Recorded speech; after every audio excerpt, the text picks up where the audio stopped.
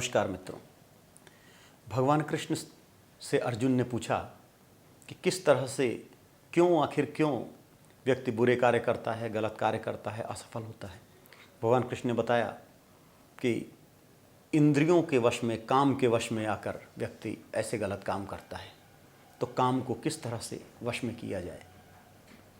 अब भगवान कृष्ण बतला रहे हैं कि वश में करने का तरीका है स्थूल को सूक्ष्म से नियंत्रित करना, और हम जीवन में उल्टा करते हैं। भगवान कृष्ण कह रहे हैं, इंद्रियाणि पराण्याहुः इंद्रियेभ्यः परम मनः मनस्तु परा बुद्धेः बुद्धेः परस्तु सः। वो कहते हैं कि जड़ पदार्थों की अपेक्षा इंद्रियां श्रेष्ठ हैं, और इंद्रियों की अपेक्षा मन श्रेष्ठ एवं सूक्ष्म है।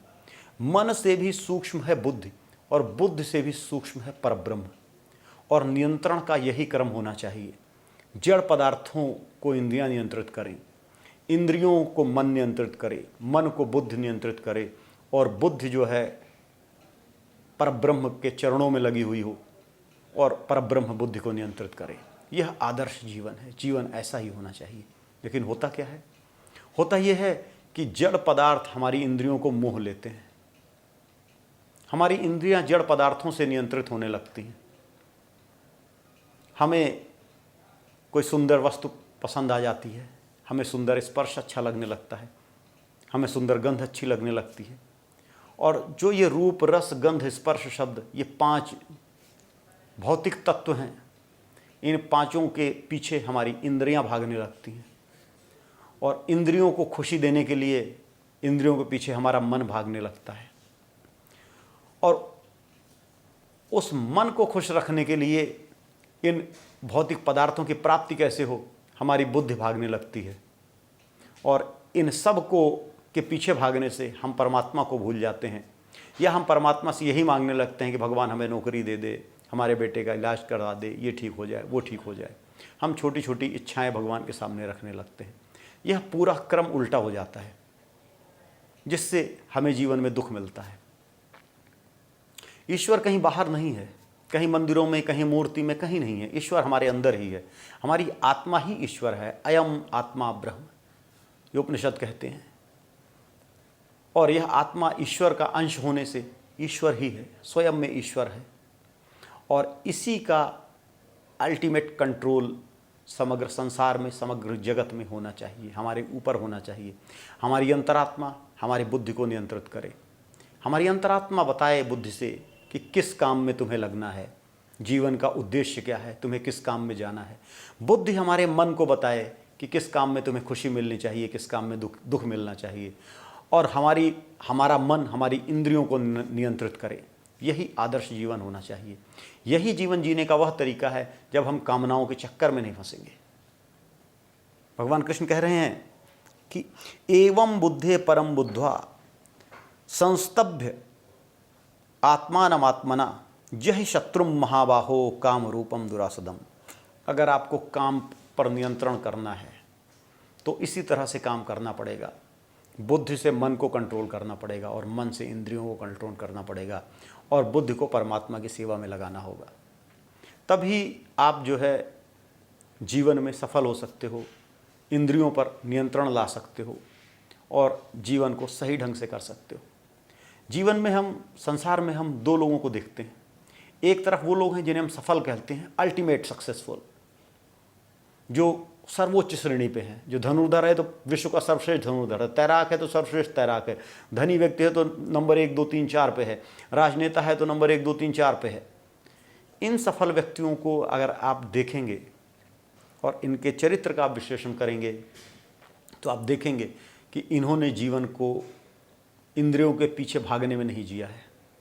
इन्होंने मन को बुद्धि से कंट्रोल किया है, मन से इंद्रियों को कंट्रोल किया है, और यह बतलाया है कि किस तरह का जीवन जीना है।